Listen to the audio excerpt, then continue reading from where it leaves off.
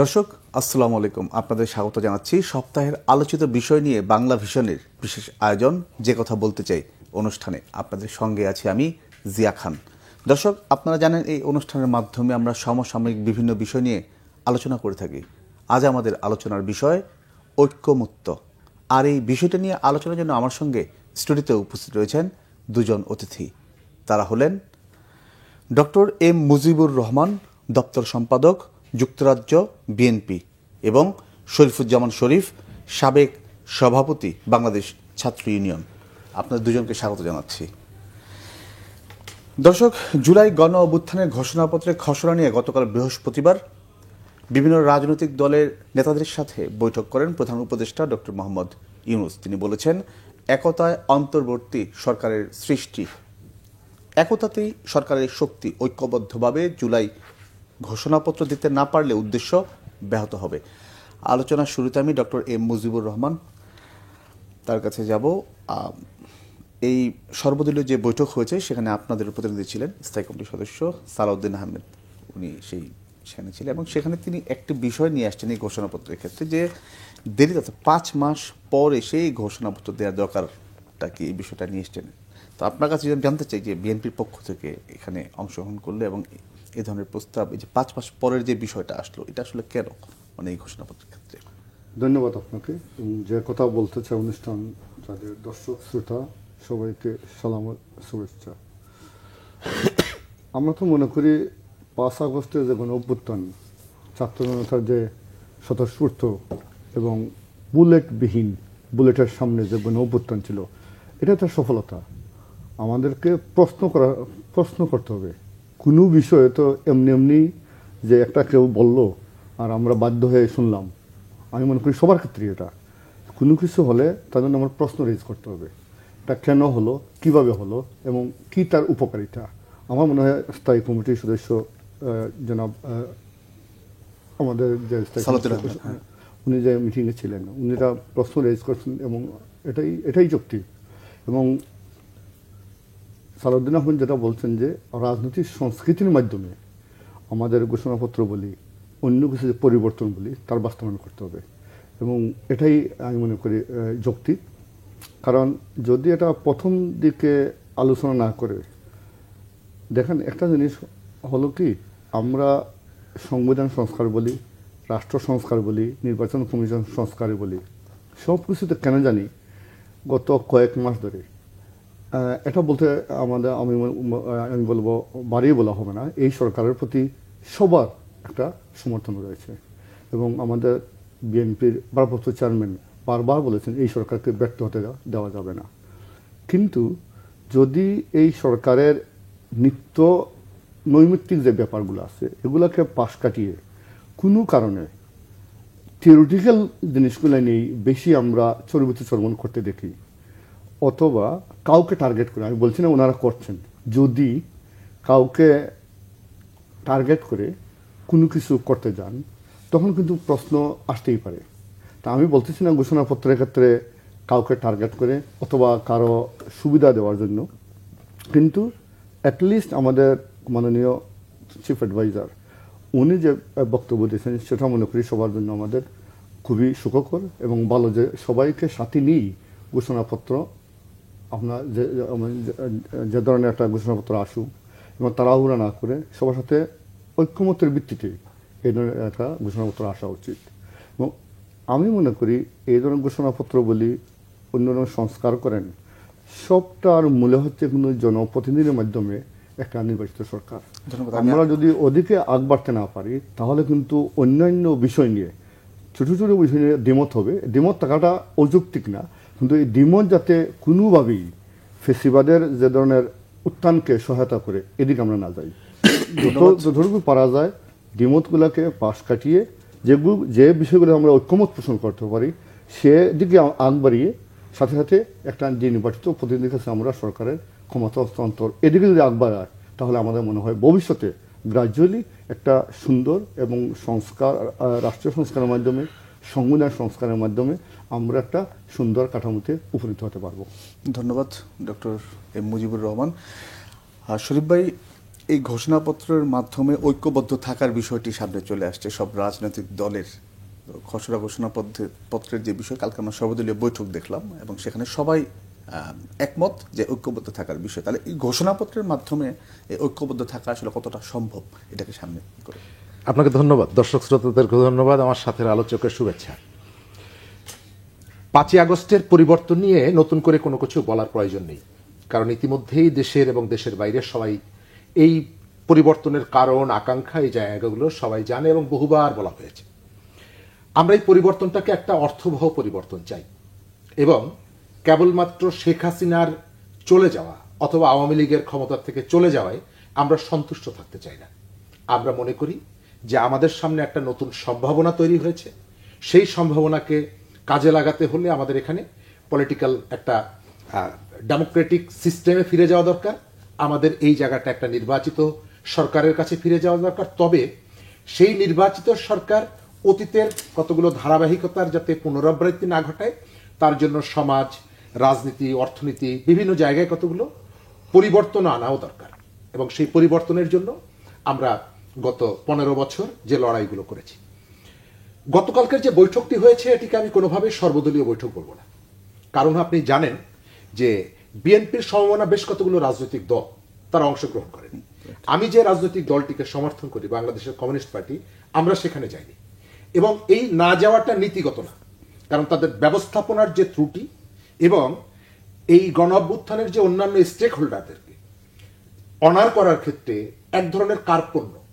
অর্থাৎ বৈঠকটা গতকালকে হয়েছে এবং গতকালকে কমিউনিস্ট পার্টির সাধারণ সম্পাদককে বৈঠক শুরুর 1-1.5 ঘন্টা আগে SMS করা হয়েছে এবং সেখানে বলা হয়েছে যে বৈঠকটি আজকে অনুষ্ঠিত হবে।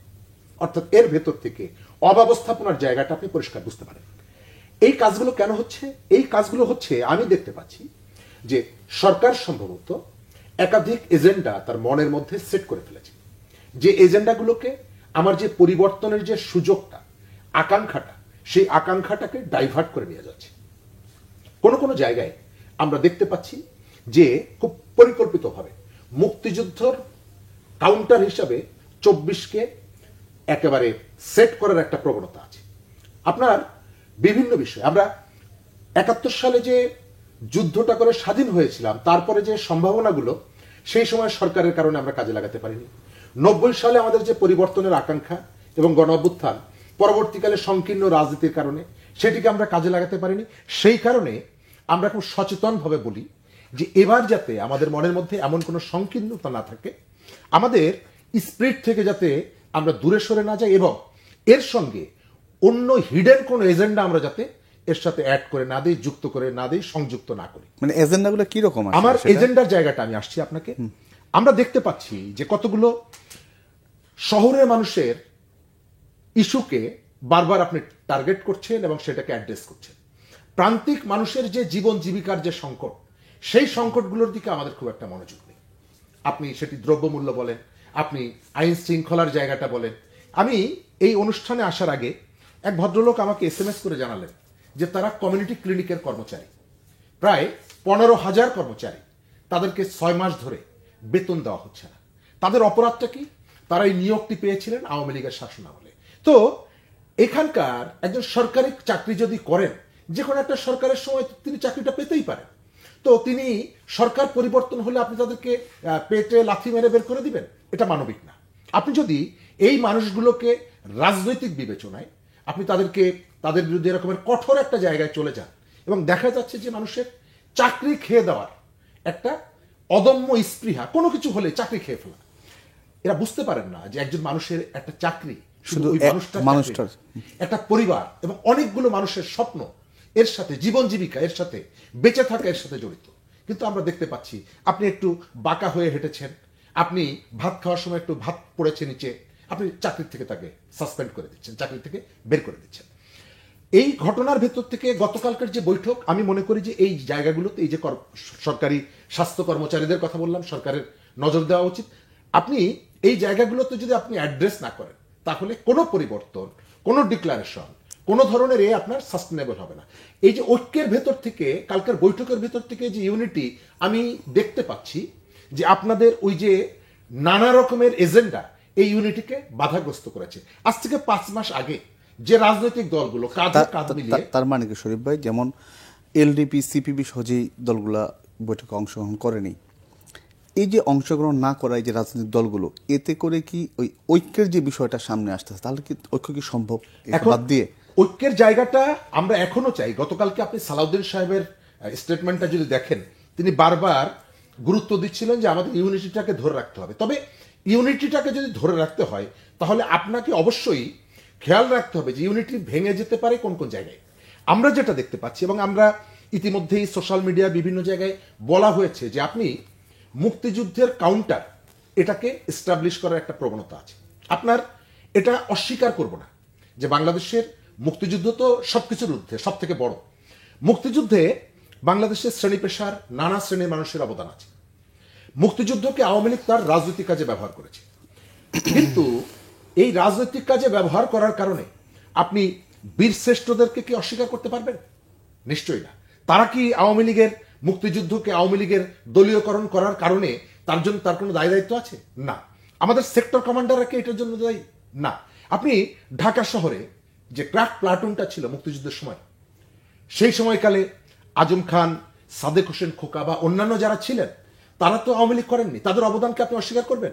আমরা একটা প্রবণতা দেখছি যে এদেরকে অস্বীকার করার একটা প্রবণতা আমাদের এখানে আছে, এবং এর ভেতর থেকে 90-এর গণঅভ্যুত্থান, আপনি বাংলাদেশের পলিটিক্যাল যে রিফর্ম, পলিটিক্যাল যে পরিবর্তন, এই পরিবর্তনটাকে যদি আপনি ইতিহাসের একটা জায়গায় যুক্ত করতে চান, আমরা গতকালকে যে প্রবণতা, মানে যে ঘোষণাটা দেখেছি, সেটি হচ্ছে যে আপনি বাঙালির যে বীরত্ব গাথা যে ঘটনাগুলো, রাজনীতি, অর্থনীতি, জনমানসে যে পরিবর্তন এবং স্পর্শ করেছে, সেগুলোকে আপনি এক সুতোয় বাঁধতে চাইছেন, তাই তো?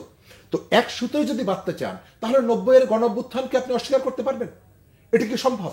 ধন্যবাদ শরীফ ভাই। এগুলো যদি আপনার অব্যাহত থাকে, তাহলে আমি মনে করি যে এই যে আমাদের যে স্পিরিট, আমরা একসঙ্গে থাকব, যে দানবীয় শাসনকে আমরা পরাস্ত করেছি তাকে ফেরত আসতে দেব না, সেই যে স্পিরিটের জায়গায় এই যে বিভাজনের রাজনীতি যদি আপনি করেন, ইতিহাসকে ডাইভার্ট করার যদি আপনি চেষ্টা করেন, আপনার মন গড়া ইতিহাস যদি এটার সাথে যুক্ত করতে চান, ওই যে মুক্তিযুদ্ধকে ছোট করতে চান, তাহলে এই ইউনিটি আপনি ধরে রাখতে পারেন। ধন্যবাদ শরীফ ভাই। মুজিব ভাই, শরীফ ভাই যে বিষয়গুলো বলে গেলেন ইউনিটির বিষয়, এবং বেশ কিছু রাজনৈতিক দল সেখানে যোগ দেয়নি, এবং আমাদের ঐতিহ্য যে কৃষ্টি যে কালচার, সেগুলোর যে সন্নিবেশ এর সাথে করা, সব কিছু মিলিয়ে এগুলো ছাড়া কি ঐক্য সম্ভব নাকি আসলে?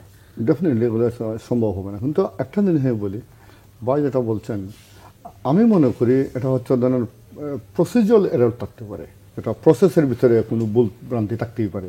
যেমন এই সরকারের 100 দিন উপলক্ষে আপনাদের একটা সহযোগী আরেকটা টিভিতে আমি বলছিলাম যে অ্যাটলিস্ট এই সরকারের কোনো উপদেষ্টার বিরুদ্ধে দুর্নীতির কোনো অভিযোগ আমরা করতে পারবো না, কিন্তু অনেক প্রসেসে আমরা হতাশ, দ্রব্যমূল্যের ঊর্ধ্বগতি এবং ধরেন এই যে প্রান্তিক মানুষগুলো নিয়ে। আজকে দেখেন ওয়ার্ল্ড ইকোনমিক ফোরামের আজকের রিপোর্ট হচ্ছে 5টা বিষয়ে বাংলাদেশের খুবই রিস্কে রয়েছে। কী কী আছে? এগুলো হলো দ্রব্যমূল্যের ঊর্ধ্বগতি, মূল্যস্ফীতি, এবং ধরেন বায়ু দূষণ, জলবায়ু পরিবর্তন এবং বেকারত্ব, অর্থনৈতিক মন্দাভাব।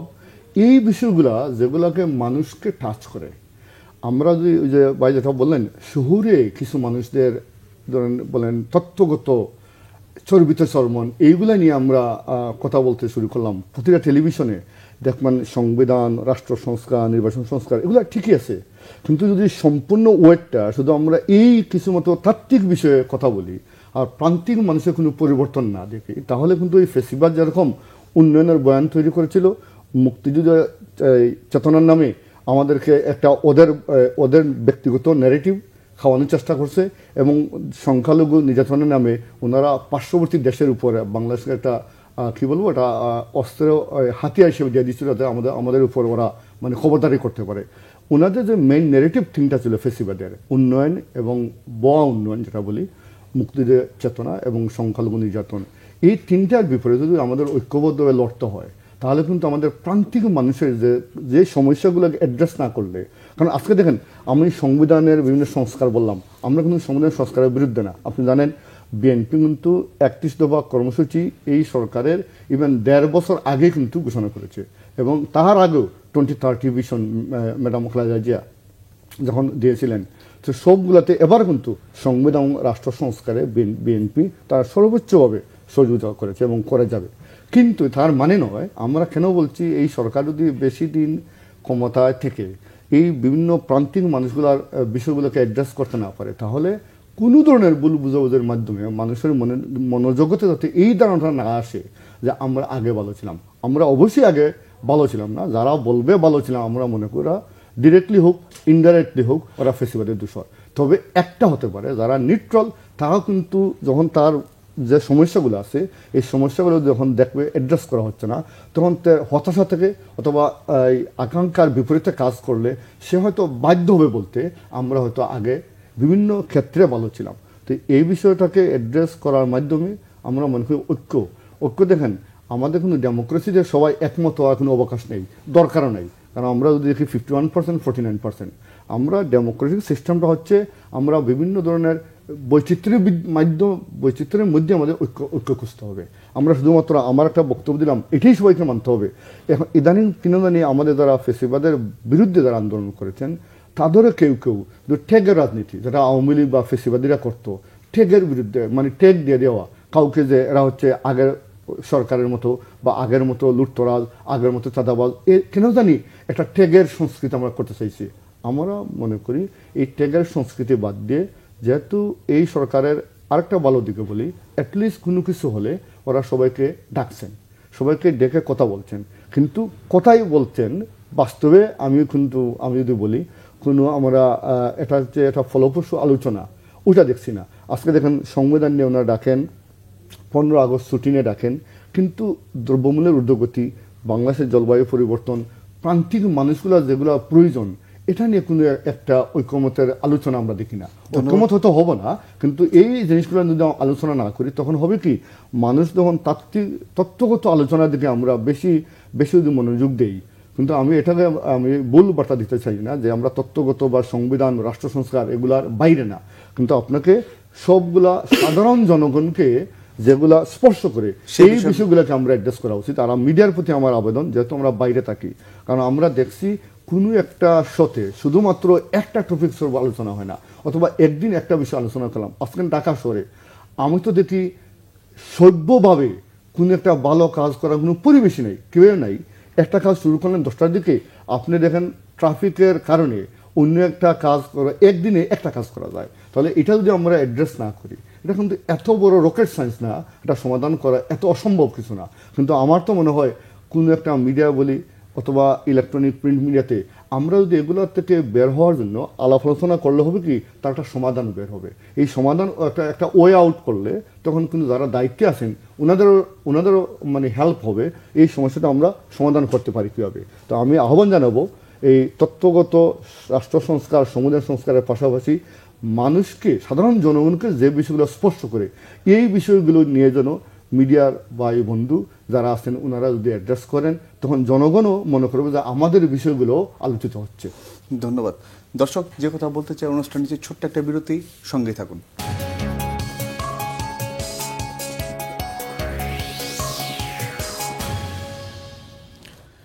দর্শক, বিরতির পর আবারও স্বাগত। যে কথা বলতে চাই অনুষ্ঠানে, 4টি কমিশন তাদের সুপারিশ জমা দিয়েছে। বিশেষ করে সংবিধান সংস্কার কমিশন সুপারিশে বলেছে প্রজাতন্ত্রের পরিবর্তে নাগরিকতন্ত্র এবং গণপ্রজাতন্ত্রী বাংলাদেশের পরিবর্তে জনগণতন্ত্রী বাংলাদেশ ব্যবহারের। শরীফ ভাই, এক্ষেত্রে আসলে তফাৎটা কি? ধন্যবাদ। সংবিধান আসলে এটি কোনো বেদ বাক্য না, ধর্মীয় গ্রন্থও না। সময়ের প্রয়োজনে, যুগের প্রয়োজনে এগুলো পরিবর্তিত হতে পারে। তবে একই সাথে এটাও মনে রাখতে হবে এটা কোনো টিস্যু পেপারও না। আমি আমার ওই যে বিএনপির কয়েক নেতার কথা আমার চমৎকার লেগেছে যে এটি রাফ খাতা না, যে আপনি জানুয়ারি মাসে খাতা শেষ করে ফেব্রুয়ারি মাসে দোকান থেকে এনে আর একটা শুরু করবেন।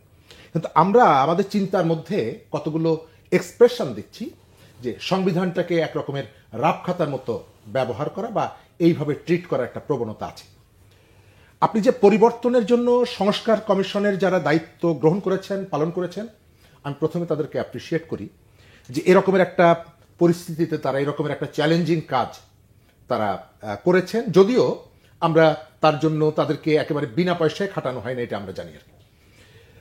একই সঙ্গে কতগুলো জায়গা আছে যে জায়গাগুলোতে আপনার উদ্যোগগুলো বিতর্ক মুক্ত রাখার জন্য আমরা সংবিধান সংশোধন কমিটিতে যাকে প্রথম দায়িত্ব দেওয়া হয়েছিল আপনার মনে আছে, ডক্টর স্বাধীন মালিক, তারপরে কতগুলো নাটকীয় ঘটনার ভেতর থেকে সেই পরিবর্তনটা আমরা দেখলাম, এবং পরে যাকে দায়িত্ব দেওয়া হয়েছে রাজনৈতিক দলগুলোর অনেকেই তার ব্যাপারে কতগুলো তাদের রিজার্ভেশনের কথা বলেছেন যে তিনি বাংলাদেশের নাগরিক নন।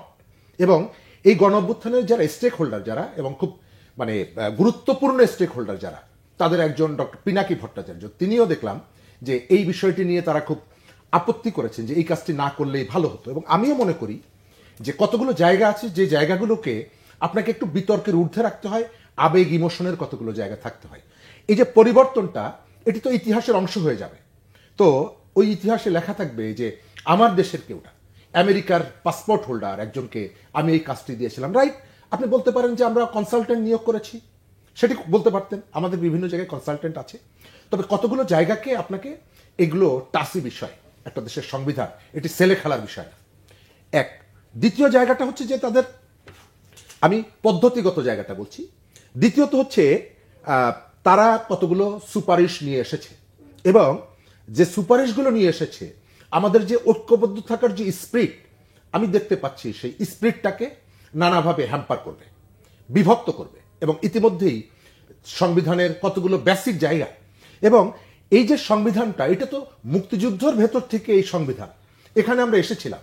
এখন আপনি যদি সবকিছুকে একেবারে ছুঁড়ে ফেলে দিতে চান এবং আপনি একটা ট্যাগ লাগিয়ে দিচ্ছেন এটা মুজিববাদী সংবিধান বলে, মুজিববাদী সংবিধান বলে তো কোনো সংবিধান নেই, কোনো সংবিধান নেই।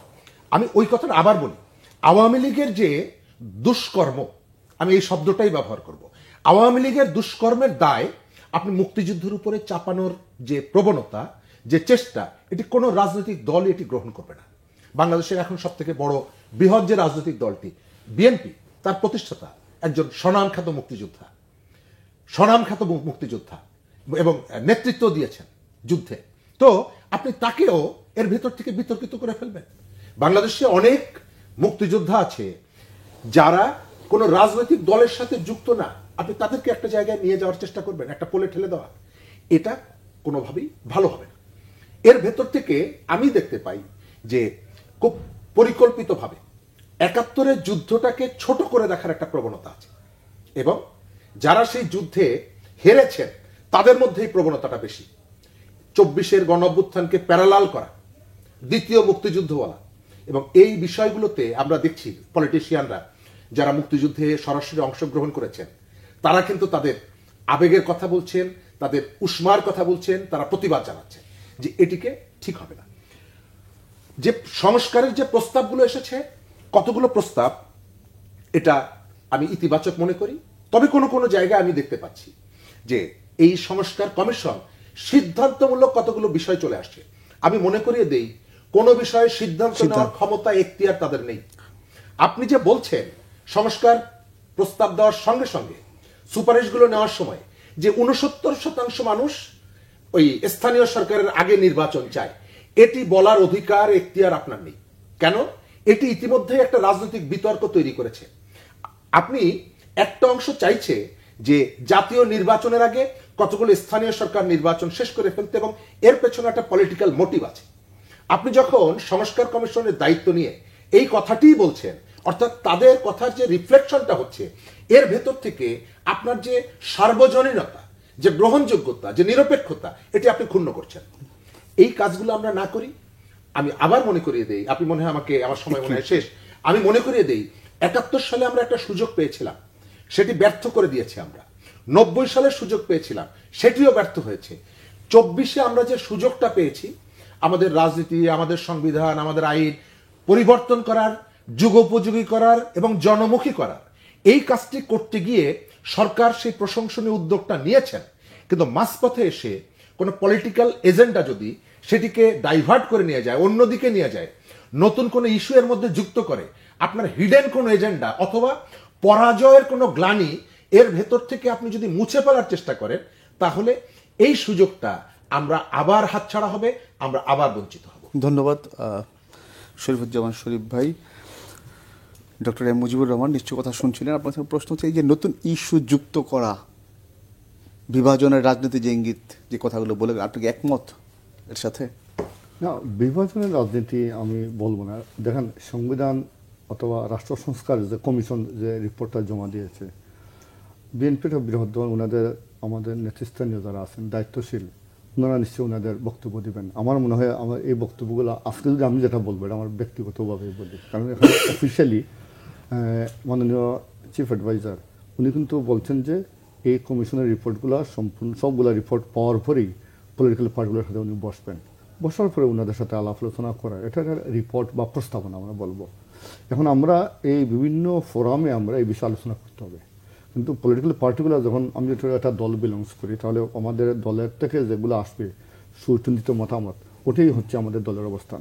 মানে আমি যদি ব্যক্তিগতভাবে বলি, এটাকে বিভাজন এটা কোনো বিভাজনের উদ্দেশ্যে করা হয়েছে এটা আমি মনে করি না, আমার ব্যক্তিগত অপিনিয়ন। দেখেন, 1971 সালে যে অফকোর্স মহান মুক্তিযুদ্ধের মাধ্যমে আমরা একটা সংবিধান পেয়েছি, কিন্তু এটাও সত্য ওই সংবিধানটা সত্যিকার অর্থে জন আকাঙ্ক্ষাকে লালন করে করা হয়েছে কিনা অনেকের প্রশ্ন আছে। অনেক সময় হয় যারা নেতৃত্বে থাকেন তারা হয়তো নেতৃত্বে থাকা অবস্থায় আমরা যে উদ্দেশ্যে একটা যুদ্ধ করলাম, যে উদ্দেশ্যে আমার দেশ ভাগ হলো, স্বাধীন হলো, কিন্তু ওনারা যদি, আমরা এটাও শুনেছি অনেক সংবিধানের কিছু কিছু অংশ তৎকালীন ধরেন রাষ্ট্রপ্রধান যিনি ছিলেন মরহুম শেখ মুজিবুর রহমান, ওনার একক সিদ্ধান্তেই পরিবর্তন করা হয়েছে। এইসব ক্ষেত্রে আমাদের চিন্তা ভাবনা করার প্রয়োজন রয়েছে। তবে এটাও আমি বলবো, যদি কোনো মোটিভেটেড হয়ে কিছু করা হয় এটা কিন্তু কারোর জন্য সুখকর হবে না। কিন্তু রাষ্ট্রীয় যে মূলনীতি, এটা যারা আইন বিশারদ, আইনের প্রতি যারা অনেক অভিজ্ঞ তারাই বলতে পারবেন, কিন্তু ওনাদের যে 5টি মূলনীতি দিয়েছেন এটা তো আমাদের মহান মুক্তিযুদ্ধের বাইরে নয়। সাম্য, মানবিক মর্যাদা এবং সামাজিক ন্যায় বিচার, এই 3টা ঘোষণা তো আমাদের মুক্তিযুদ্ধের 10 এপ্রিল যে ঘোষণাপত্রে ছিল, কিন্তু আমাদের বহুত্ববাদ এবং ডেমোক্রেসি, গণতন্ত্র, এটা তো আমি মনে করি ওইটা আমাদের 71কে ছুটো করে বা হেয় করে হয় না। কারণ আমরা কেন 1971 সালে এই আমাদের সংবিধানের ধর্মনিরপেক্ষতাবাদ ঢুকাতে গেলাম, আমরা কেন এখানে সমাজতন্ত্র নিয়ে আসলাম? অনেকে বলছেন, আমরা শুনছি যখন ব্যাখ্যা দেন, সমাজতন্ত্র নাকি সাম্যের একটা প্যারালাল শব্দ। সমাজতন্ত্র সাম্য অনেকের কাছে প্যারালাল হলো, কিন্তু এটা মানে পরিভাষা হতে পারে না। সমাজতন্ত্র পরিভাষা সাম্য হতে পারে না, একটা আদর্শ হতে পারে। কেউ তাকে আদর্শ লালন করে তার আন্দোলন করতেই পারে, সমাজতন্ত্র বাস্তবায়নের চেষ্টা করতেই পারে, এটা অন্য জিনিস। যেহেতু বহুত্ববাদ এবং ডেমোক্রেসি যদি আপনার এখানে থাকে, তখন অন্যান্য দল তার আদর্শ বাস্তবায়ন করার জন্য মানে সাধারণ মানুষের কাছে যাবে, সে তখন ভোটের মাধ্যমে নির্বাচিত হয়ে আসলে তার আদর্শ কথা বলবে। কিন্তু এটা মূলনীতিতে বর্তমান যে সংবিধানে এটা কিন্তু মানে 4th অ্যামেন্ডমেন্টের মাধ্যমে 1971 সালের সংবিধান যারাই রচনা করলেন বা নেতৃত্ব দিলেন, তারাই কিন্তু আবার 4th অ্যামেন্ডমেন্টে ছুঁড়ে ফেলে দিলেন। এখন যে পরিবর্তনের সুপারিশটা করা হয়েছে, নাম পরিবর্তনের, সেটা নাম পরিবর্তন কতটা জরুরি? আমি নাম পরিবর্তন এবং সেটা জরুরি নাকি মানুষের মন মানুষ? আচ্ছা, আরেকটা জিনিস বলি, এই যে আগেই বললাম যেটা, দেখেন যারা সংবিধান লঙ্ঘন করে 3-4টা নির্বাচন ভুয়া নির্বাচনের মাধ্যমে ক্ষমতা ছিল, তারা কি সংবিধান ফলো করছে? সত্যিকার অর্থে তারা কিন্তু সংবিধান ফলো করে নাই। সংবিধানে আমাদের লাভস আছে, নো ডাউট, এটা অনেকেই বলছেন আমাদের সংবিধানে একক মানে যে একটা নির্বাহী ক্ষমতা দেয় যারা প্রাইম মিনিস্টার থাকেন, এটা বিএনপি কিন্তু দেখেন অনেক আগেই, প্রায় 1.5 থেকে 2 বছর আগেই বলছেন রাষ্ট্রপতি এবং প্রাইম মিনিস্টারের যে ক্ষমতার ভারসাম্য নিয়ে আসার জন্য। কিন্তু অন্যান্য কিছু বিধান রয়েছে যেগুলো হয়তো সকলের সাথে আলাপ ঐক্যমতের ভিত্তিতে আমাদের পরিবর্তন হতেই পারে। পরিবর্তন হওয়াটাই তো স্বাভাবিক, কারণ সংবিধান তো এটাই সত্য, এটা ওই কোনো বাণী না, এটা হবে। তবে সকলের সাথে আলাপ আলোচনার মাধ্যমে যদি কোনো মৌলিক কাঠামোতে আমরা হাত দিই, তাহলে সকলের সাথে ঐক্যমতের মাধ্যমে করা শ্রেয়। কিন্তু এটাও সত্য, আমরা যদি, আমি মনে করি এই 24-এর গণঅভ্যুত্থানে যারা নেতৃত্ব দিয়েছেন বা যারা অংশগ্রহণ করেছেন, বিচ্ছিন্ন কিছু 2-1 জনের বক্তব্য বাদ দিলে এরা 71-এ প্যারালাল না। ওনারা আন্তরিকভাবে 71-কে অস্বীকার করে, ছোট করে, হেয় করে কিছু করতে চাচ্ছেন, আমি এটা বিশ্বাস করি না। তবে ওনাদের প্রসেসের ভিতরে প্রসেস নিয়ে প্রশ্ন আছে, কারণ প্রশ্ন থাকতেই পারে। এটাই তো বহুত্ববাদ, ডেমোক্রেসি সোসাইটি তো এটাই হবে। আপনার আলাপ আলোচনার মাধ্যমে আমরা একটা ভালো জিনিসের দিকে, কারণ ডেমোক্রেসি কি জিনিস, এটা হচ্ছে ব্যাটল অফ আইডিয়াস। আপনি একটা আইডিয়া দিবেন, আমি একটা দেবো, তার ভিতরে একটা ভালো আইডিয়া বের হয়ে আসবে। কিন্তু আমি এটা বলবো, এই ধরনের সংবিধান বলি, রাষ্ট্র সংস্কার বলি, এই ধরনের সংস্কারের দিকে আমরা আলোচনা চালিয়ে যাব। কিন্তু মৌলিক যে কাঠামো, আমরা এই সরকার যাতে কোনোভাবেই সবার কাছে এ ধরনের কোনো মেসেজ না যায় যে ইলেকশনকে পাশ কাটিয়ে আমরা বেশি তত্ত্বগত কথা বলে বেশি সময় কালক্ষেপণ করছি, কোনোভাবেই যাতে সাধারণ মনোজগতে এই ভাবনা না আসে ওরা দিনের নিয়মের বাইরে বেশি দিনের ক্ষমতায় থেকে। আমরা কোনো সময় চাই না ফেসিবাদী শাসনের বিরুদ্ধে সাধারণ জনগণ যেভাবে একসাথে বুলেটের সামনে প্রাণ দিয়েছে, এই তাজা প্রাণের কোনোভাবেই যাতে কোনো অপমান হয়, কোনো ধরনের মানহানি হয়, সেটা আমরা বরদাস্ত করবো না। ধন্যবাদ শরীফ ভাই। আমি একটু আগের বিষয় ফেলছি, সেটা ঘোষণাপত্রের বিষয়ে, সেটা যাতে প্রস্তুত হবে এটা সময়কাল নিয়ে যদি একটু আপনি বলেন, এবং পাশাপাশি অন্য যে দলগুলো সেগুলোকে কিভাবে এখানে করা যায়। প্রথমত এই ধরনের একটা উদ্যোগ আমরা একদম শেষ দিকে দীর্ঘ সময় পরে যে আবেদনটা, সেই আবেদনটা কিন্তু অনেকটা ম্রিয়মান হয়ে গেছে। এই উদ্যোগটা নেওয়া উচিত ছিল একেবারে শুরুতে, কিন্তু উদ্যোগটা এমন জায়গায় এবং এটিকে রাজনৈতিকভাবে রশি টানাটানির একটা জায়গায় মান অভিমান, যেমন গতকালকের যে বৈঠকটা, এই বৈঠকটা যতটুকু স্বতঃস্ফূর্তভাবে হওয়ার কথা ছিল, 4টার বৈঠক 4:45, 4:50, 3:50 পর্যন্ত জানা যাচ্ছে না যে বাংলাদেশের এই গণঅভ্যুত্থানের মানে সব থেকে বড় স্টেজ যাতে তাদের দলটি বিএনপি, তারা যাচ্ছে না। অর্থাৎ এরকমের একটা পরিস্থিতিতে এই ধরনের একটা উদ্যোগে এ ধরনের একটা রহস্যজনক জায়গায়, এবং এই পরিস্থিতিটা উদ্ভব না ঘটালে ভালো ছিল। উদ্ভবটা কেন ঘটলো? উদ্ভবটা ঘটলো এই কারণে, যারা ইনিশিয়েটটা করছেন, যারা উদ্যোগটা নিচ্ছেন, আমি তাদের মধ্যে একটা সমন্বয়হীনতা দেখছি। এবং কখনো কখনো আমি প্যারালাল কতগুলো আমি স্পষ্ট করে বলি, শেখ হাসিনা যেমনিভাবে সবকিছুকে উন্নয়ন চান নাকি গণতন্ত্র চান, এই ধরনের একটা বিষয় তিনি আমাদেরকে সামনে নিয়ে আসতেন। এই সরকারের মধ্যে সাম্প্রতিক সময়ে কারো কারো মধ্যে আমি দেখতে পাচ্ছি তারা একটা বলার চেষ্টা করছেন সংস্কার চান নাকি নির্বাচন চান, যে কোনো একটা আপনাকে সিলেক্ট করতে হবে। আমি একসঙ্গে দুটোই চাই, এবং স্পিরিট যাতে ধারণ করে, গণ অভ্যুত্থানের চেতনা যাতে ধারণ করে, গণ অভ্যুত্থানের যে মর্মকথা সেটি যাতে ধারণ করে, সেরকমের একটা অবস্থায় রাজনৈতিক পরিবেশ আমি চাই। কিন্তু এটি করতে গিয়ে রাজনৈতিক দলগুলোর কৃতিত্ব অথবা তাদের ভূমিকাকে অস্বীকার করার একটা প্রবণতা, ভাই যেটি বললেন, অনেকগুলো জায়গায় আমি দীর্ঘ ডিবেট করতে পারি তার সঙ্গে, তবে একদম শেষ দিকে 30 সেকেন্ডের মধ্যে আপনি গত কিছুদিন ধরে লক্ষ্য করছেন যে খুব পরিকল্পিতভাবে এই যে 15 বছরের শেখ হাসিনা বিরোধী যে লড়াই, সেই লড়াইকে অস্বীকার করার একটা প্রবণতা আছে। আমি যেটা বললাম যে আমার মধ্যে নানা রকমের এজেন্ডা কাজ করছে, আপনি খেয়াল করে দেখবেন একটা প্রবণতা আছে, প্রতিনিয়ত প্রশ্ন করা হচ্ছে আপনারা এতদিন পারেননি কেন। আরে এটি তো একটা ধারাবাহিক প্রক্রিয়া। একটা ইট, অনেকগুলো ইটের ভেতর থেকে তো একটা ভবন গড়ে ওঠে। তো এখন ছাদ যদি জিজ্ঞেস করে যে তোমার ভূমিকাটা কি ছিল, আরে ওই ইটটা ছিল বলেই তো আপনার এই ভবনটা গড়ে উঠেছে। এই 15 বছরের লড়াইয়ের তো ধারাবাহিকতা এটা। আপনি 90 সালকে যদি অস্বীকার করেন, এরকমের যে গুরুত্বপূর্ণ জায়গাগুলোতে অস্বীকার করেন, তাহলে ইউনিটিটা আপনি ধরে রাখবেন কিভাবে?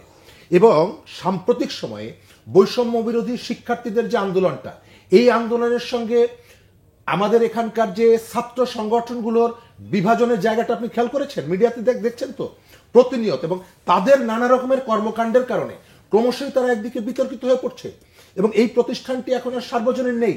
গতকালকে ছাত্রদল ঢাকা বিশ্ববিদ্যালয়ে সংবাদ সম্মেলন করে তাদের ওপিনিয়ন বলেছে, এবং গত কয়েকদিন ধরে আপনি সোশ্যাল মিডিয়াতে দেখবেন যে পরস্পরকে যেভাবে কাদা ছোড়াছুড়ি হচ্ছে, অভিযুক্ত করা হচ্ছে, এর ভেতর থেকে ইউনিটির জায়গাটা তো নষ্ট হচ্ছে, আপনি তো অস্বীকার করা যাবে না। আমরা তো সেই কাজগুলো করছি, কেউ না কেউ করছে। তো এখন এটি দেখার দৃষ্টিভঙ্গিটা এক রকম, হয়তো আপনি একভাবে দেখছেন, আমি একভাবে দেখছি। তবে আমার যে জায়গাটা এখন পর্যন্ত আমি মনে করি, ঢাকা বিশ্ববিদ্যালয় ডাকসু নির্বাচন নিয়ে সেখানে বিভাজনটা আপনি দেখছেন না, ছাত্র সংগঠনগুলোর বিভাজন দেখছেন না। ছাত্র শিবির এবং বৈষম্য বিরোধী ছাত্র আন্দোলন এক টনে কথা বলছে, ছাত্রদল সেভাবে বলছে না, ছাত্রদল সেভাবে বলছে না। তো এই জায়গায় যে বিভাজনটা হয়েছে, আমরা এই বিভাজনটা চাই না। এই বিভাজনটা যদি প্রখর হয়, প্রকট হয়, তাহলে ওই যে পতিত যারা, পলাতক যারা, তাদের এখানে একটা স্পেস দেওয়া হচ্ছে এবং তারা space সুযোগ দেওয়া পেয়ে হবে। যাবে। সুযোগ পেয়ে ধন্যবাদ যাবে তারা। আপনার দুজনকে বাংলা ভিশনে আসার জন্য। দর্শক, যে কথা বলতে চাই আজ এ পর্যন্ত, আবার দেখা হবে আগামীকাল একই সময়। সবাই ভালো থাকুন, সুস্থ থাকুন।